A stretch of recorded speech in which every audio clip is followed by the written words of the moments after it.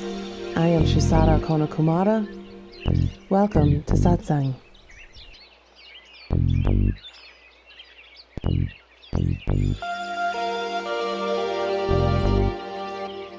You are beginningless.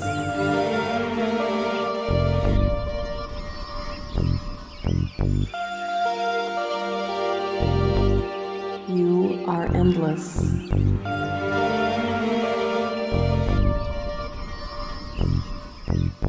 You are divine.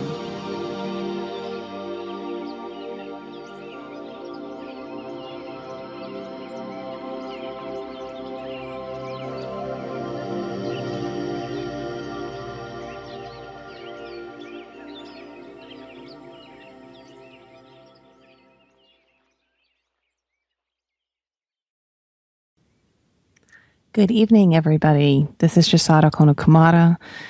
Welcome to Satsang. I'm joined tonight, as always, by PielleAyan and our core council members, Linda and Timothy.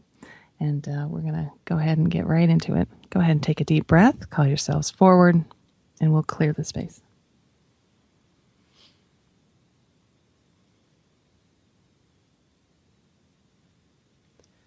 Mother, Father, God that I am, through the great central sun hierarchy, through the office of the Christ, through the order of Melchizedek, I call upon Archangel Michael to bring the sapphire blue ray. Cut away, cut away, cut away anything in all of our four lower vehicles not emanating directly from our I Am presence.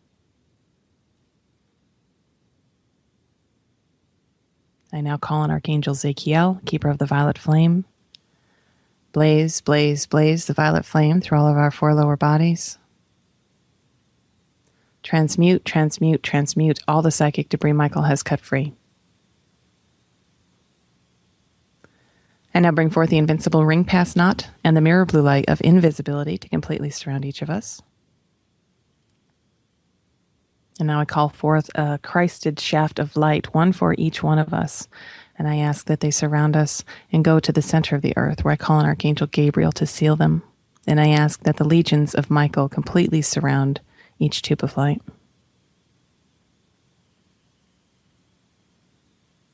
And now I ask that our vibrations be raised high above the psychic and astral worlds to the highest realm of illumined truth we each can attain at this time. And now, Mother, Father, God, we place ourselves in service to you, to humanity.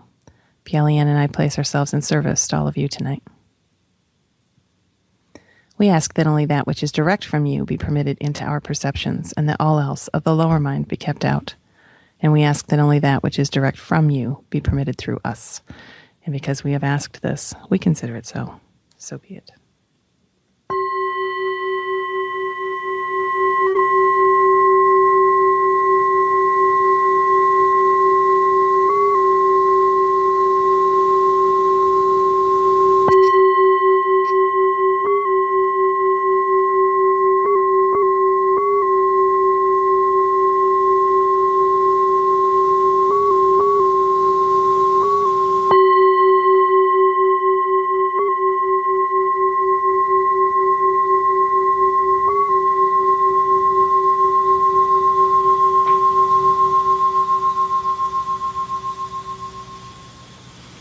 Very good. Come on back to me. We'll get started. If you're feeling lots of energetics lately, you are not alone. There is an awful lot going on planetarily, astrologically. There have been a lot of alignments, and we have a lot of movement going on currently within the Earth's grid system.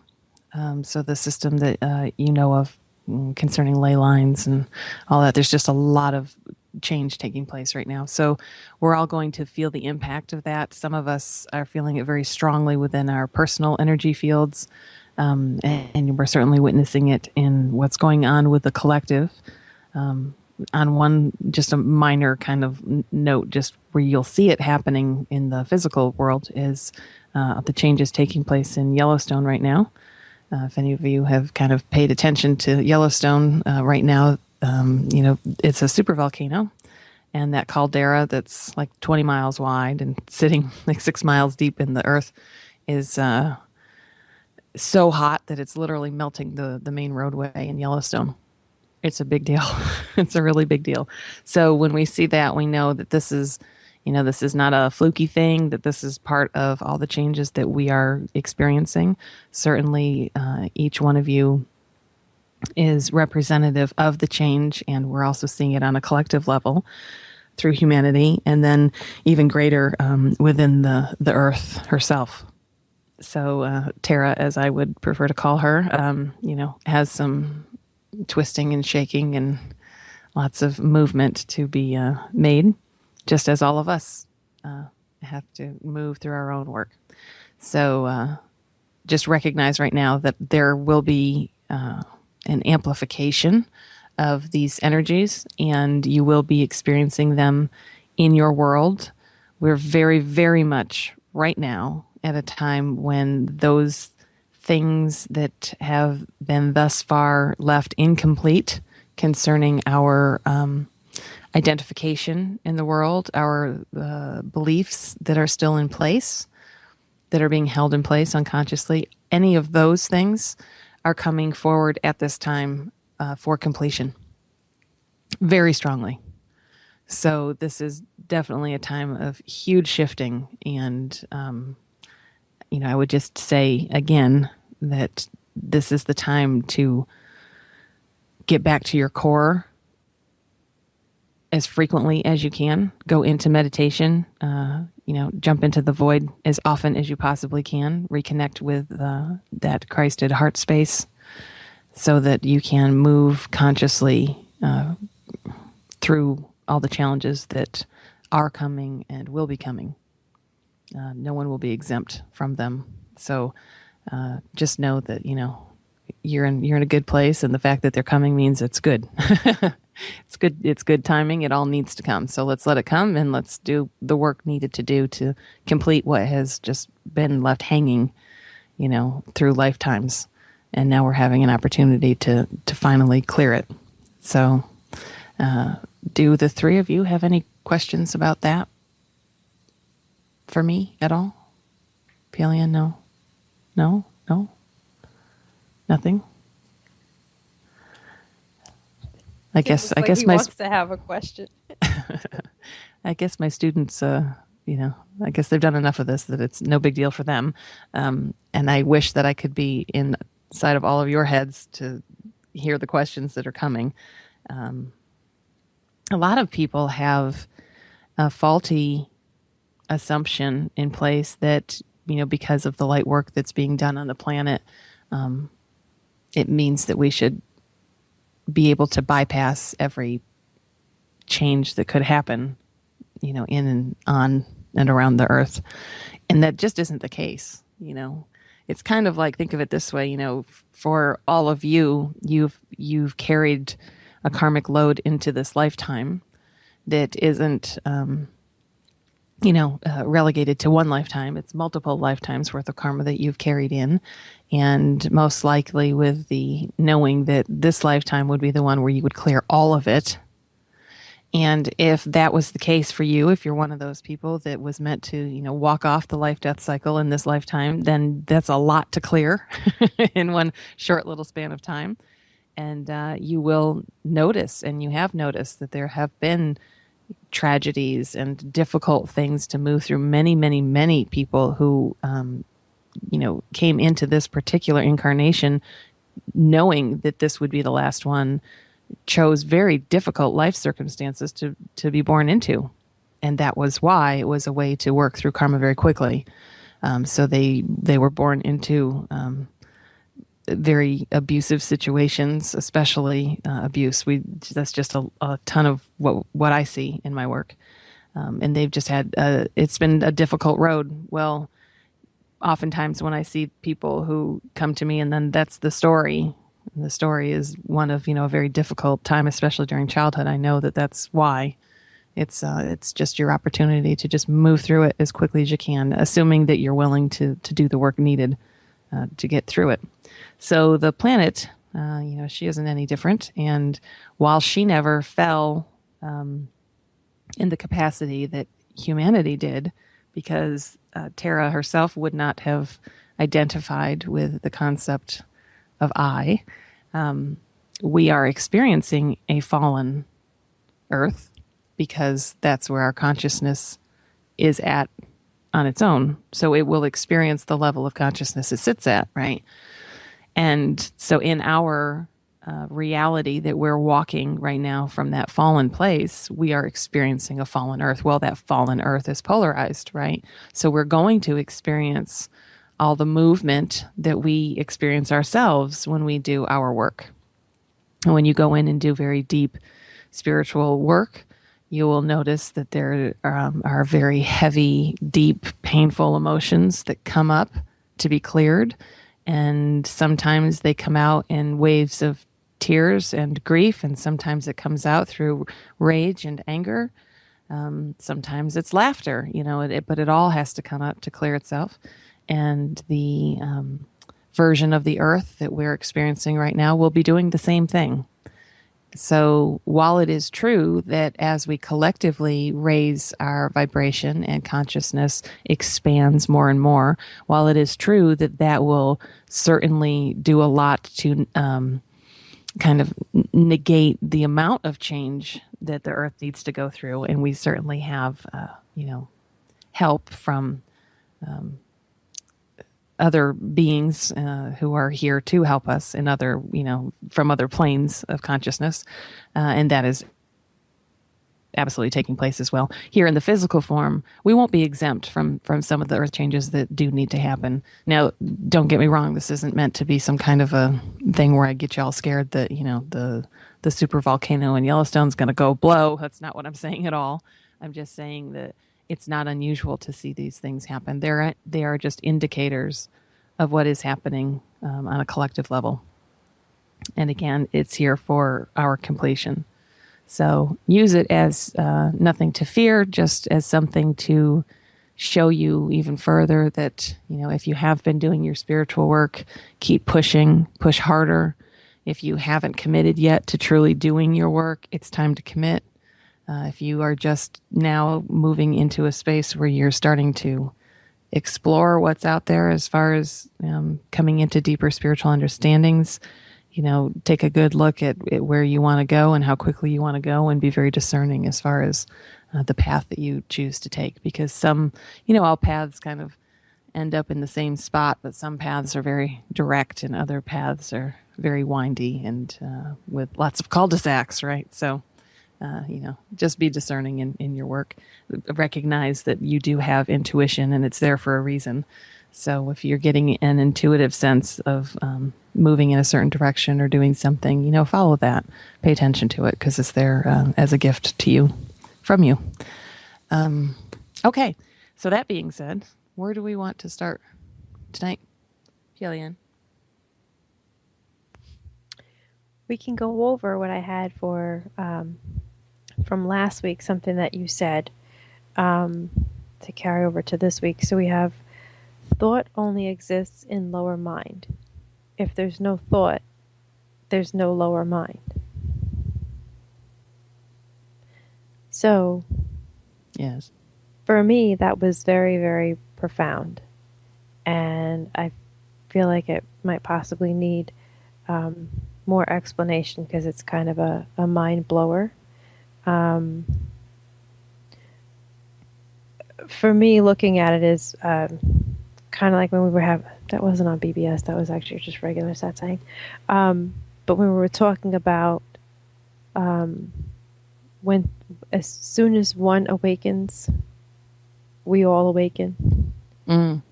And I realized because we were going over that for a while, and I realized, oh, well, if you're awakened and that's all there is, of course everyone's all awakened. Right. So I see it the same way with the whole, if there's no thought, there's no lower mind. So it makes sense. So I don't need to say anything then. Well, I'm wondering, like, because that's I don't know if everyone's going to understand that. Yeah, well, and certainly you can't understand it. Yeah. You can only Yeah. experience it, because it is the lower mind itself that is the creator of the thought, right? And so only within the construct of lower mind can you even think about the concept. So how can the one that seems to think about the concept be the one to unravel the concept? It's not going to happen, right? It'll play around with it for a long time. Have a lot of fun doing it. But it's not something you can think your way toward. Just understand that while the lower mind is in place and that's what everybody is experiencing here, there is higher mind. And the problem that people run into is because of polarization and because of the way the lower mind perceives its reality. It can only see that as kind of two separate things. Like once one is gone, the other one's there, but they can't be simultaneous, and that's absolutely incorrect. Mind itself runs the gamut. It's a matter of degrees. So within lower mind itself, thought is present, and all of this is going on. Identification is present. The identification is there because the belief is there that separation is real. Well, in the space of higher mind, thought doesn't need to be there because the one that is that movement of the divine doesn't need to think it is it. So there's no thought there because there's no belief in separation either. The one that is it, right? There's no. Oh, I have a question. Tim, come on over. So, this is a good question I have. So, if lower mind has thought, then what is the equivalent thing for higher mind? Like, does it not have like a thought to do something, or is it just like a energy impulse, just intuition? You know what it is. Oh. So it's intuition. Right. So in the space of, and you all have this experience, and this is the beauty. This is actually where I was going with it. So thank you for the question. Again, the lower mind says, well, it has to be one or the other. And what it can't see is that both can be existing simultaneously and you just don't recognize it. So all of you have the experience, right, of feeling this non-thought impulse that something needs to happen, whether it's make a phone call, go, get in the car and go to the grocery store, like whatever it is. It's not a thought, it's an impulse. Yeah.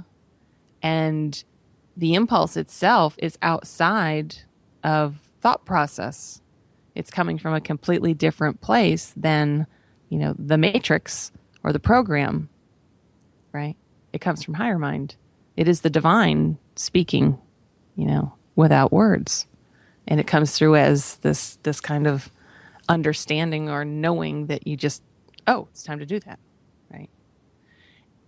But what happens when that comes for most people is immediately it's recognized, and then the lower mind takes it and has to individualize it and make it mine. And now I have to attach something to it. So if the impulse came to pick up the phone and call an old friend, let's say, as soon as it's witnessed, instead of just moving with it without questioning, without anything, just moving with it, right, and witnessing the movement of it, what happens is the lower mind engages and says, oh, why, I wonder why that person just popped into my head. And then the lower mind says, oh gosh, the last time I talked to that person, we had an argument, and, it probably wouldn't be too good if I called her right now. She probably doesn't want to hear from me anyway. See, so now we have a story. Now we have this whole story that's been engaged in and identified with, and it actually puts the brakes on the impulse that was just there to be witnessed and then allowed to flow, right? So both were present right in the space of each other, weren't they?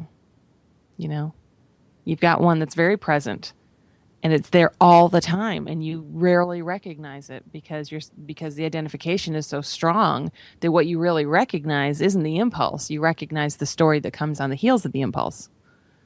But the impulse is there. So when I say to you, remember, we're not here to change anything. We're here to see through it, because the Christ hasn't gone anywhere. The Christ is here. That's the perfect example of how it is here, and you don't recognize it. Because when the impulse comes, if you really look at it, and each one of you, I'm sure, can pull up an image of when that has happened to you recently. So when that comes for anyone, it comes without a story, doesn't it? I mean, there's no story. It's just what it is. Call Betty, right? That's it. There's no story there. And so who would it be then that would allow it to continue without a story and actually go grab a phone, make a phone call? Who is that? See, can that not be the Christ right there? Just moving with that divine impulse, with no question, with no story, with no opinion, with no attachment. But it's not the Christ in the space of, we had a fight, I'm hesitant to call her, I'm afraid she's going to yell at me, it won't be pleasant, right? That's a whole other thing. And this is an understanding that isn't, I'll speak it to you and y'all are going to forget about it within a week until you experience it that way. Because at some point you'll have the experience where what is witnessed is this, amazing movement, this never-ending movement of energy that flows here through these impressions, and then that body can take the impression and it can just move it, right? And they always say, God needs a body, right? Well, so here, that's the truth. And that's what this can be. This can be the Christ in form moving the will of God. Because there is a plan there. There's a reason. Everything. There's nothing that's happening here that is, accidental or just happenstance. That doesn't exist. There's nothing that's going on that's outside of the will of God, right? Even the identification in that sense, because what's happening within the program of identification itself is all there for the express purpose of giving you the key to wake yourself up so that God can wake up and recognize itself as God again. There's nothing out there working against that. It's all working for that. See? All of it. When I say the universe is benevolent, boy, do I mean it. Because that's all there is. Every single thing happening, regardless of what it looks like, and regardless of the stories that we want to attach to it, because we're polarized here and we want to say, well, that was a bad thing. It just doesn't exist. Because there's nothing happening here that isn't in everyone's highest good in any given moment. It's just that we attach our concept of what our highest good should be to whatever it is that's happening, right? So we take that belief and we just overlay it on top of what truly is. And then we lose it. We can't see it. You can't see the forest for the trees, right? And that's exactly what's going on here. The Christ could stand in the space and watch everything happening and have perfect understanding of why it was all happening the way it was happening, even if it looked horrendous.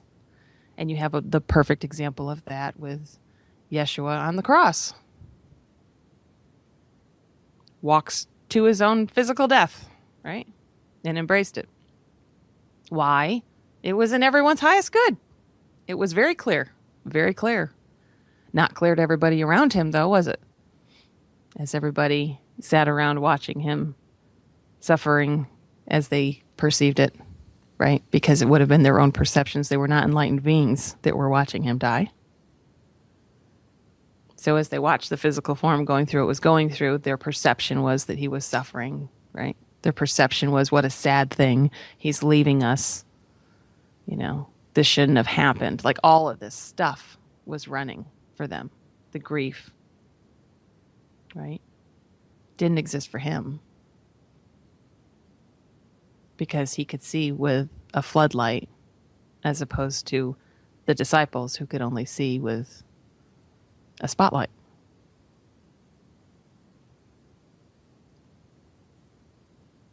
And so this is the trick, right? That here in this paradigm, the experience is everything has to be one or the other. It's all, it's good or bad. It's never like both simultaneously, but it is. Everything is.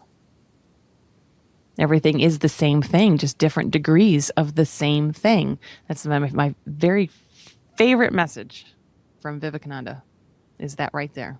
I remember the first time I read that in one of his talks that he gave in the early 1900s, and it blew me away because it brought such clarity to that whole thing, because I could look at it from the space of, that is what's going on here with the lower mind. We have this concept that the lower mind is something bad that needs to be gotten rid of, right? But what we can't see is the only thing that's happening here is consciousness is floating around on this sliding scale way down on one end, right? That's all that's going on. But it pops up too. It slides back and forth, different degrees of the same thing. Mind as God itself, whether it be higher or lower, is one not God. Different degrees of the same thing. So we can see the lower mind as the exact opposite of God. We could see lower mind as the devil itself. And I've often said, and if you know me, you've heard it, if there is a devil, it is the mind. Because it's the only thing that experiences the exact opposite of what it is. And wasn't that the point of the story of the devil to begin with, right? But you have a false sense of what that is. It's still here trying to show you the same thing. The devil mind that you're all, identified with is trying to show you God all the time. You understand? I mean, that this is very deep, very, very deep. As far as even intellectualizing it, it's very deep. And it can be hard to really grasp. It's different when you've had the experience of it, because then you just get it on a very deep level. But to talk about it can be tricky. Okay.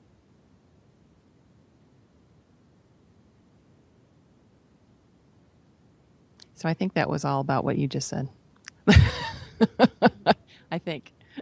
About lower mind and thought not existing in the space of lower mind. And that's correct, right? Because you're looking at the polar opposite of non-mind, meaning non-thought. It's not necessary, right? So in the illumined worlds, people aren't going around thinking about how to solve their problems and thinking, and like the individuation is there. You are an individuated being, but you're also God, as all are. So, I'm you and I'm you and I'm you, and we can all see into each other that way. So what use is there for words? If you can look at me and send an impression, and that impression contains within it an entire, what I guess in like Jungian terms would be considered like a gestalt. A gestalt of information comes in without words. It's like a full download of everything involved in the concept itself is all in one little package, right? And that's how things function outside of here. It's here we have some kind of a belief that we have to think things through, that we have to work it out, start here and there, right? We have no concept here that it can all come as one chunk in its entirety without anybody having to be there to be the doer to figure it out.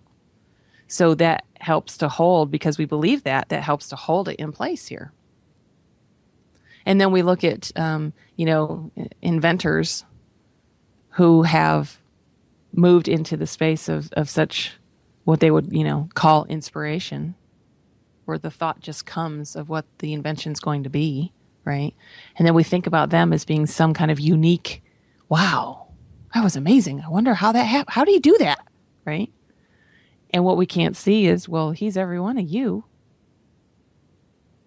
He's just being what he is. He's being what we all are, which is tapped into the unified field. You are that. But the belief stands there collectively that we're separate. And because we're separate, all the other stuff comes into being with it. The belief that, well, we're born and we have to learn to talk. We have to learn what things mean, right? It's hot and it's cold, right? Yeah. Hot is bad. Unless it's a really cold day, then hot is good. And oh my gosh, it gets confusing, right? Yeah. But the fact of the matter is that there are people, and all of you are included in that. You have your moments of Christhood all the time. And you don't recognize it. Because when you're it, you're it. Do you understand what I'm saying? When you are something, you don't recognize yourself because you are it. The Christ doesn't look at itself and go, hey, look at me, I'm the Christ. Right? Because Christ is that. Why are we experiencing individuation? Well, from a very core place, because the Creator, being all that is, didn't necessarily know what it was. So to create pieces of itself within itself, now it can look at something and go, oh, okay. I am that. Look at that. Oh, I'm that too. Ooh, that too. Right?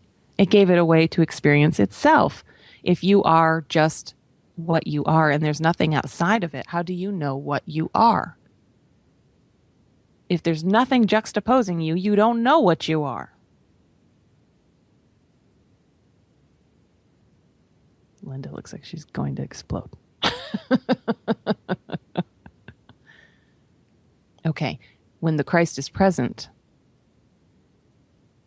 the Christ is present. That's why you miss it. Because you're in it. You are it. You observe the identified self very easily, especially when you do the work that I do, and you learn to, right? The mind learns to observe objectively. But even the observer is observed. Go ahead. Something you said about when you're it, like you're in it. So I was just thinking, so if you're it fully, you wouldn't even know, or would you even know that you exist anymore? Would you even drop the whole concept of me? Because if you're in it, you just wouldn't even know. This is an excellent question, and it's interesting the way you worded it. So you said, would you even know that you exist anymore? And then coming off of that, you said, because there wouldn't be any sense of me, right? Now you put those two in the same space together, and they actually aren't. There is no sense of me there. There isn't. Other than from a fundamental, because you are awareness itself, but you are awareness that is viewing through a particular place. So within that space, there is the I am, right? Because that doesn't get lost. You are individuated, so you experience that. But you don't experience it as me, because all of it is the I am. All of it, right?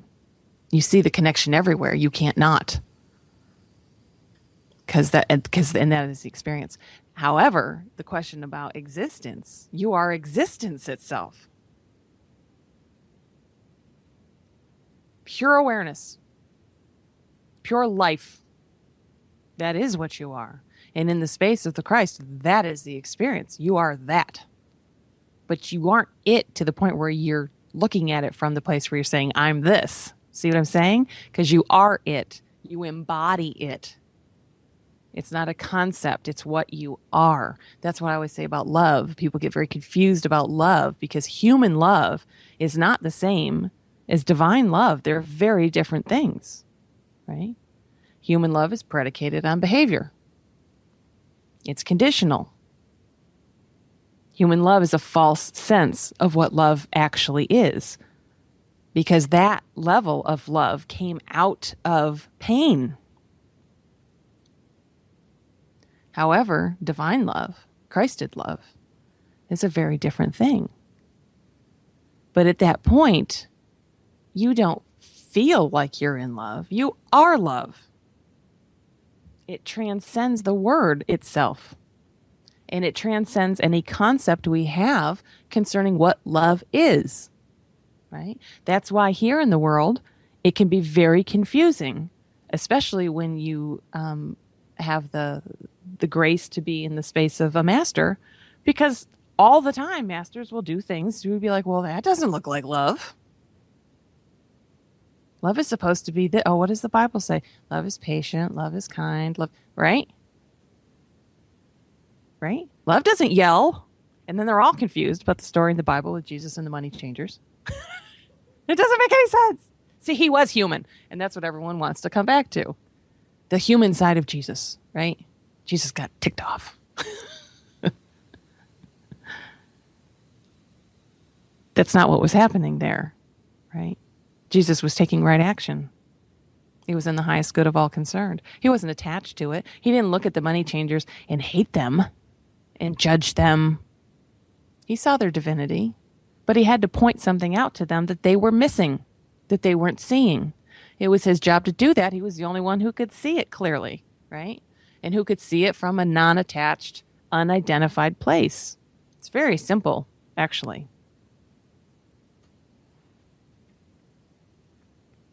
But the identified human mind can't wrap itself around that. It just can't see it. And it will always use it as that thing to hold against the person, right? That's exactly what it'll do. So in one sense, you'll have this concept of, this person is a master, right? And then you're actually in the space of the person for a while, because maybe the first few times you're around them, they really kind of live up to the ideal you have of what a master is and should be, yeah? Concepts, they're all just concepts. Now remember, the master exists outside of the concepts. I don't have any attachment to a concept. I'm like, what? I'm supposed to, wear white and throw a blanket over my lap when I meditate, and I'm supposed to wear a bindi. Like, what is that? They don't care. It doesn't mean anything to them. The only thing that they care about is showing you where you're attached, right? What does that look like? Well, sometimes it looks like a master that gets angry with you. Sometimes it looks like a master who has no compassion for you whatsoever. They don't understand my suffering. If he was really a master, he'd be more sympathetic. Right? And this is exactly how you end up with people, who are greatly illumined teachers who end up with these, ridiculous things that are said about them, about how horrendous they are as people and how horrible, and they get slammed because the human mind, the identified mind, can't see what's really going on. The master sees it perfectly well. But they're not here to sit there and explain to you, look, this is why I did what I did, right? Because that's not going to do what needs to happen. They need to put it in your face to such a point that you have to deal with it. And then where do you deal with it from? If they have to explain it to you, you're not going to learn anything, right? You'll get a mental understanding, but you're not going to move into a deeper experience that will then lead to your illumination. That's the only thing the master cares about. They have compassion for your pain, but only from the sense that they feel compassion that you're as lost as you are. They don't feel sorry for you because they understand that whatever it is you're walking through, you chose for yourself, first of all. You created it for yourself because there was a payoff. And it's exactly what you need to move into the next level of illumination. Why would they feel sorry for you for that? They should be excited about that, I would think. See? And how can that be? How can it be that a master could have compassion and at the same time be almost excited for your suffering? How can that happen? See, the mind can't comprehend that. That can't happen. You can't be compassionate for me and at the same time revel in my suffering. That's not possible. That's schizophrenic. And I will go back to something that someone I adore very much said at one point, and I just absolutely loved it. And her comment was, that there's a fine line between enlightenment and schizophrenia. That's going to scare people. I probably shouldn't say that, but it is true. Because in the world, I have to tell you, I've been with someone who was very close to me, who was in wretchedly deep pain. Okay. I mean, as low as it gets, just that kind of crying that, if you were there from a place of feeling sorry for the person because of the story, I mean, you would be in pain with them. It's that kind of thing, when someone cries that deeply and it's like, it hurts you to even be in their space. Right. And I'm sitting there holding this person as these tears are coming, and I'm inside my beingness. I'm laughing. And it even surprised me because it was like, yeah, it was like there's this cheerleader and they're going, yeah. Because what it saw was, oh my God, look at the beauty of the release that's going on here. And it's bringing an opportunity for growth that has been buried for lifetimes. How do you not be excited about that? I had a really hard time not smiling. I have to tell you. And I didn't, because obviously that person would have felt hurt in the moment, because from the place where I sit, they couldn't understand. So why would I do that, right? They couldn't understand. And nor should I expect them to. But that was the experience. Compassion for the person because I love the person. Well, sure, of course. But simultaneously, the feeling of joy and excitement, wow. Part of that comes because I've walked it. I've walked it. I know what it was like to move from there to there, right? I know what's around the bend because I've been there. And how exciting. Wow. Yeah. So this is the challenge here, right? Especially listening to some crazy spiritual teacher like me. It's a challenge because I'm going to challenge everything you believe. Because I think you're wrong? No. I could care less what's wrong or what's right. The fact that you believe it is enough. It's time for you to see the other side, right? It's time for you to drop the belief in one side and embrace both for what they are. And then to see past that, where you don't believe any of it. Because to believe it is to be trapped in it.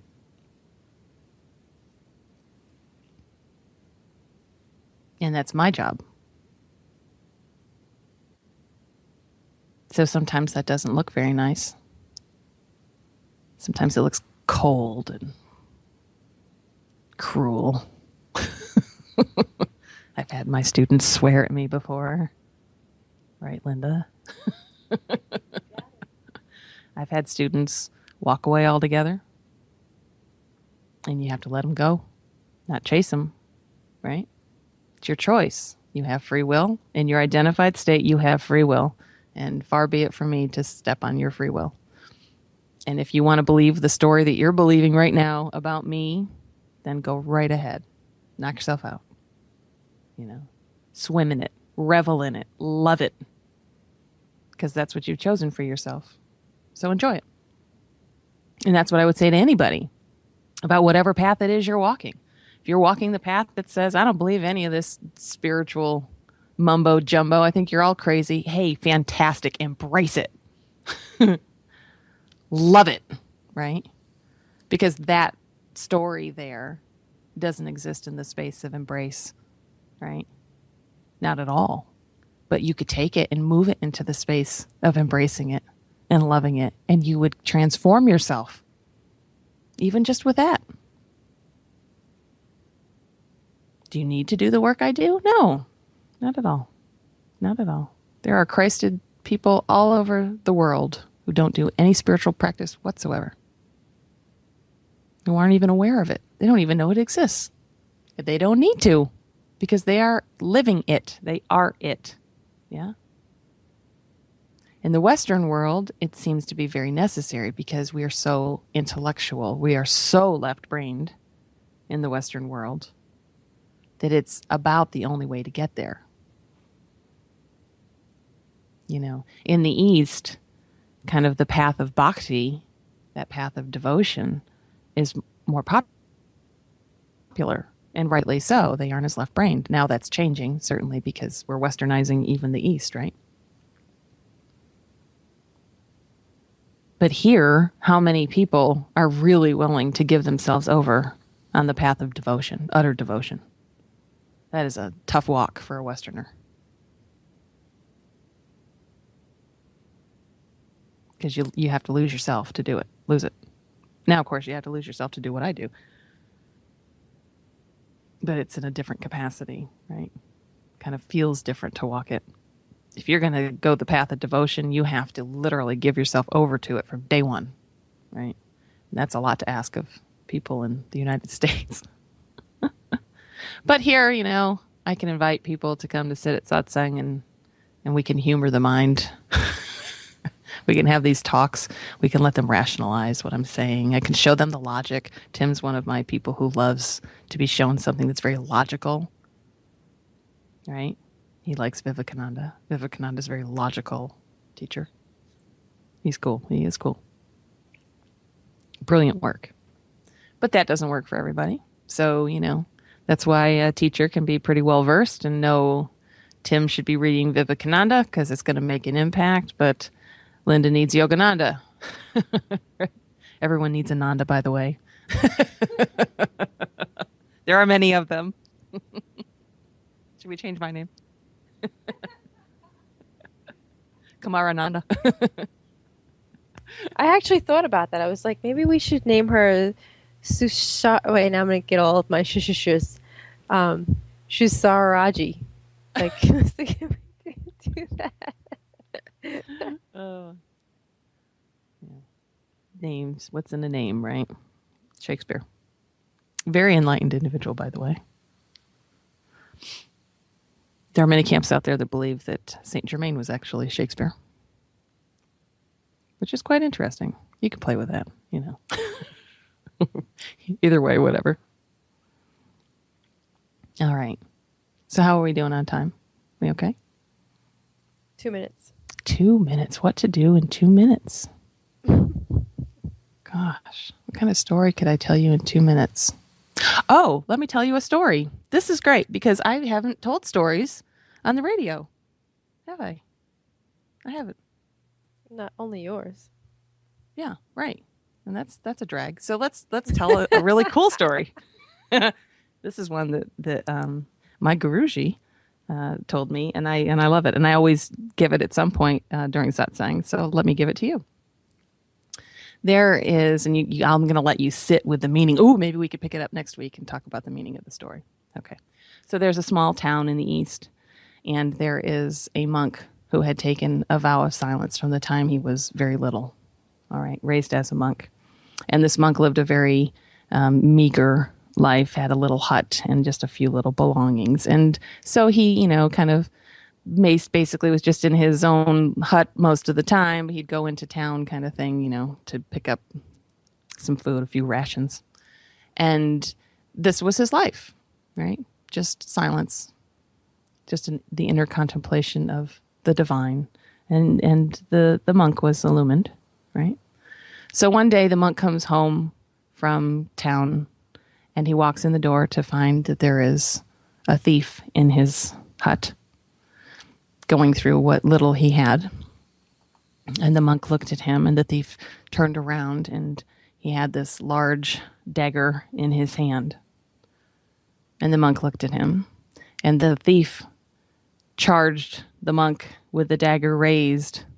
And just as he's about to plunge it into the monk's heart, the monk looks at him and says this, and I will leave you on this note as we go into meditation. He's about to plunge the knife into his chest, and the monk, who hasn't uttered a word, says this, "Thou too art God."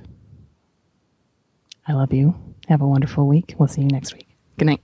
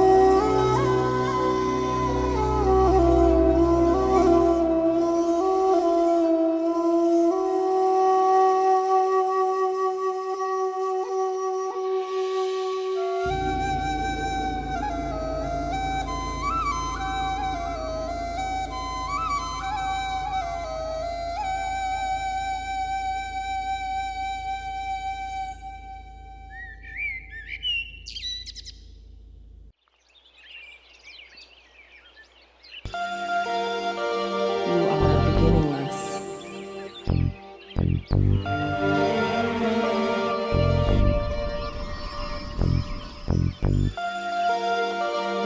are endless.